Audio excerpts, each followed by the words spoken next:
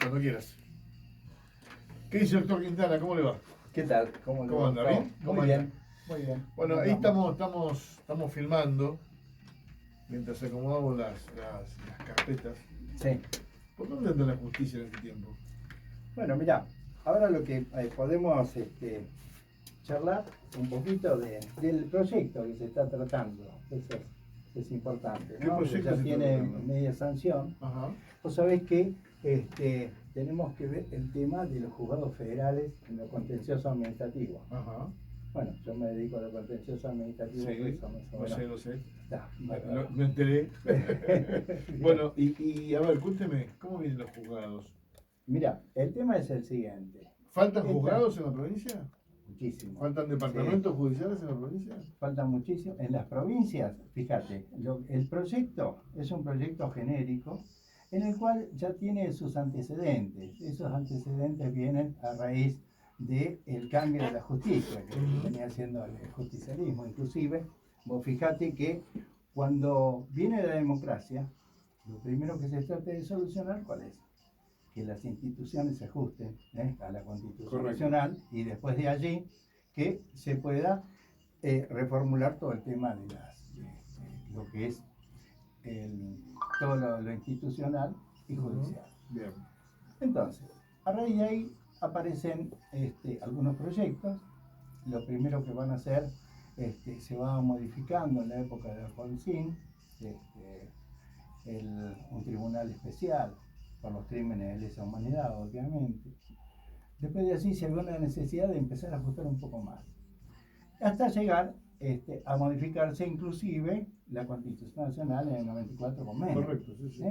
Es así que allá con Menem se reforma la Constitución Nacional, aparece el artículo, hay un corrimiento de artículos, el artículo 115 que tiene que ver con el fuero federal. Después tenemos las atribuciones federales en cuanto a la competencia. Y de ahí viene el actual problema porque en Nación tenemos lo que es la parte de Capital Federal, actualmente es Cava. Entonces, Cava fue entregado por la provincia de Buenos Aires mientras eso sea capital. Como eso ya está como capital, salvo el proyecto de Alfonsín que quería trasladar la capital a otro lugar, se reforma la Constitución. Al reformarse la Constitución se incorpora como ciudad autónoma. A incorporarse como ciudad autónoma, los juzgados nacionales aparecen por un lado y los juzgados federales a otro lado. Entonces, la idea era unificar los juzgados nacionales y federales. Bueno, y aparte modificar el sistema para poder tenerlo en claro. Por eso que existe el civil y comercial juntos, digamos. El tema fue, dentro del proyecto, lo que se hizo fue mandar el civil y comercial, lo contencioso administrativo y todos los juzgados penales. Bien. Hacer todo más. Ahora, ¿qué sucede? Lo civil y comercial, que era nacional, cuando pasan al federal, tienen que los jueces renunciar. O sea, si es federal en lo contencioso administrativo, puede pasar a la contencioso. Modificación no incluye. Claro, no, porque hay, vos fíjate lo que es la intangibilidad de las remuneraciones. Tampoco son todos jueces naturales y no puede pasar. Entonces, allí tenemos una cuestión que tiene que ver, por un lado, con la estabilidad del juez que lo tiene, mientras dure su buena conducta, y por otro lado, tenemos un tema que se vio en todos los medios, fue el tema del convocamiento de corte. Entonces, para poder limpiar un poco y que no aparezcan los jueces de la servilleta, como se dice, allí directamente se hace una reforma judicial. Esta reforma judicial tiene, por un lado, el hecho de poder tener jueces naturales con intervención y además que se aplique los principios de Naciones Unidas en cuanto a la ética profesional. Porque vos fíjate, la ética... Lo que pasa que, a ver, digo, ¿dónde quedaron los juris? Sí, ahí tenemos que nosotros, el último ¿Está que bien? fue pedido fue por Néstor. Exactamente, digo, pero ¿dónde queda Don Jordi? Porque hoy por hoy, después vemos que libremente pide su jubilación. Se jubila, tal Y cual, entonces, exacto. bueno, Y ahí se limpia es como que queda todo impune, se limpia el nombre y apellido. De ahí que nosotros estamos viendo toda la cuestión que tiene que ver con la ética, porque vos fíjate, cuando nosotros vemos la Constitución, lo primero que decimos es la división de poderes. Sí, claro. Está, entonces. Pero el poder es uno, no son tres. Entonces, cada uno de los poderes no son poderes, sino son órganos. El órgano ejecutivo, legislativo y judicial. Correcto. Que a su vez tienen dos funciones diferentes. Una función que les es propia, por ejemplo, el ejecutivo de administrar, el legislativo de legislar y el judicial de administrar justicia. Esto hace que tienen distintos funciones que no les son propias.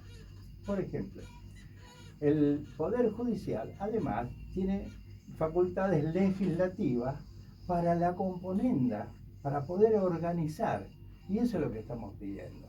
Que lo hacen ellos a través de acordadas. Correcto. Entonces, en esa acordada que tienen que hacer Pero no es una directamente- cuestión natural eso. No es parte de Exacto, la está. bisagra que hay entre poder y poder, digo, como Exacto. para poder generar políticas Nosotros lo que que pedimos es la modifiquen. independencia, pero si hablamos de independencia, estamos hablando que esa función jurisdiccional lo tiene que realizar la misma corte y determinar un comportamiento de ética. Claro. Ese es el tema. Bueno, cuando uno analiza, días pasados todos vimos, recién hablamos de la Corte, ¿no? Todos vimos la crítica de la vicepresidente respecto de la situación de la Corte. Digo, la agenda en el Senado pasa un poco por las necesidades judiciales de Cristina, es lo que dicen los medios. No lo que critican, sino lo que en realidad nos damos cuenta que está pasando también, ¿no? Lo que pasa es que acá tenés que ver, con esa reforma que veníamos viendo, así, los antecedentes, vemos que había una composición de 9 miembros. De 9 miembros pasó a 5 miembros Sí, de la Corte. correcto. Cuando después de 5 miembros con Menem vuelve a 9. Cuando vuelve a 9 Sí, aparece Corte Automática. la Corte Automática. Esto hace que ahora cuando subió Macri dejó en el tintero, por ejemplo, la reforma del Código de Procedimiento Penal. Correcto. Por otro lado, teníamos el tema de la cantidad de jueces que quedaron subrogantes. ¿Cómo trabaja? Me preguntaste vos en las provincias, si fuera de audio. Me estabas diciendo cómo funciona. En las provincias trabajamos subrogantes. Y la idea es de que el mismo juez en lo contencioso administrativo entienda en lo contencioso administrativo, ya sea penal, ya sea criminal, ya sea correccional. Y lo fundamental es que sea de tipo oral, como lo son en todas las provincias. En las provincias solamente se ven en la parte oral, en el tema fronterizo, digamos, pues nosotros tenemos en el territorio, tenemos ya sea porque tenemos un vecino en tierra del territorio o si no tenemos frontera de agua. Entonces, esto hace que pase el tema de contrabando. El tema de contrabando se maneja de forma oral. Pero eso tenía que hacerlo porque le da mayor celeridad. Actualmente los jueces están sentados encima de unas 1800 causas. Cuando Ricardo Casal fuera ministro, se planteó el tema de los juicios por jurado, inclusive se hablaba de la oralidad de la cuestión.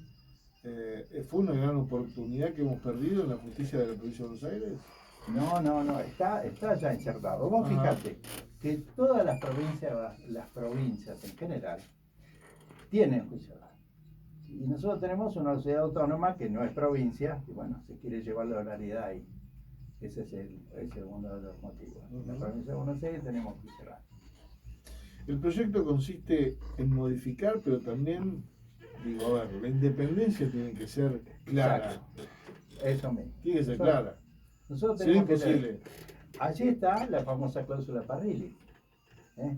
La Que el famosa tema, cláusula Parrilli. exacto. Ahí tenemos el tema de que no es una cuestión que se le ocurrió a Parrilli. Por eso te decía que la misma ONU dice que tiene bueno, esta en realidad fue un consenso que tomó la ONU, pero en realidad viene allá de los proyectos que se había dado en Bengal, eso es en India, en donde allí se juntaron unos juristas y empezaron a trabajar todo el tema para poder tener todos los principios para que tenga celeridad, para que tenga principios, para que se dé. Fíjate que hay muchas zonas que todavía no se habla mucho de los derechos humanos. Entonces, tenemos que ver que en África hay que ajustarse a todos los temas compatibles con el derecho humano. Y el primer derecho humano que tiene la persona es la dignidad, más allá de la vida, obviamente. Pero tenemos el derecho a la dignidad y después, judicialmente, tenemos el derecho a defensa en juicio. Doctor, por estos días estuvo en discusión el tema del aborto, más allá del artículo 19 del Código.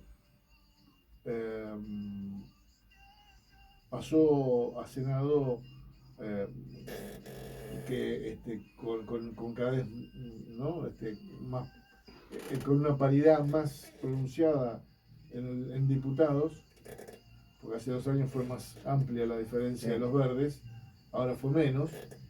Pero también pasa en el Senado. Antes los celestes, según lo que están contando Mayans y demás y compañía, antes era mucho más amplia y ahora es mucho más baja. Pero vos fíjate que también algunos senadores ya están diciendo que se van a abstener.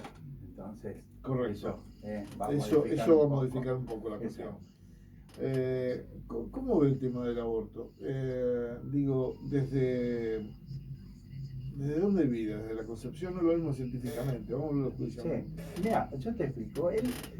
Cuando nosotros adoptamos internacionalmente la Convención del Niño, hicimos inclusive una reserva. Y esa reserva tenía que ver desde cuándo se consideraba vida. Bien. Entonces, ahí tenemos que ver. Por eso es que habla de generalidad. Exacto. Entonces tenemos acá que es desde el momento de la concepción. Ahora el tema es desde cuándo se toma la concepción, que es otro de los problemas, porque hay algo que los medios no dicen, que es que hay muchas personas que tienen aborto espontáneo. Y hay que ver en qué periodo y hasta dónde. Y no es que se vaya a hacer una cosa de criminalizar a la persona porque tenga un aborto espontáneo. ¿Entiendes? Entonces, acá hay otro tema. Bueno, la ley natural manda siempre, ¿no? Exacto, no, es así. El Señor sabe que tiene, de que nace con vida. Entonces, yo soy católico, apostólico romano, estoy por la vida, o sea, no estoy a favor de la restricción. Sé que el tema del aborto es un tema muy delicado, es muy delicado por en cuanto tiene que ver la voluntad, pero tenemos que ver de qué derechos están en juego. Disculpame, si es el derecho a la libertad del artículo 16 o está el derecho a la vida. Entonces, aquellos que hacen penal van a saber que no es lo mismo un robo que un homicidio. No, claro. O sea, sí. Acá hay dos cuestiones. El dolo y la culpa son cosas distintas. Entonces, acá, hace 90 años que ya está penado el hecho de la reforma del 21, ¿no? Exacto. Entonces, ahí nosotros vemos que con el tema de la reforma del aborto, lo que me parece muy plausible es el tema de los 1000 días. Esa ley, ¿por qué? Porque ya lo decía la Constitución del 49 en el artículo 37, segundo párrafo, que hablaba de la protección de la mujer embarazada. Ya lo decía la Constitución del 49, que fue derrocada mediante un decreto por la fusiladora. Por la fusiladora, bien es dicho. Así. Por la fusiladora, bien dicho. Exactamente. Sí, porque digo, qué bueno que es encontrarse como estudiante de Derecho con tipos que conocen la ley, el código, los códigos, y que conocen la Constitución, como en este caso el doctor Quintana. Doctor, ¿tenemos esperanza los argentinos de tener una mejor justicia? Sí, Sí. Yo creo que acá lo que hay que hacer es dejar los intereses partidarios. Ujú. ¿Eh? Y entonces, hacer un proyecto. pero ¿cómo los elegimos? Sí. ¿Cómo se le decimos? Bueno, mirá, ahora Porque está. hoy los eligen Sí. los senadores, a Sí. los jueces, o a los secretarios o los fiscales.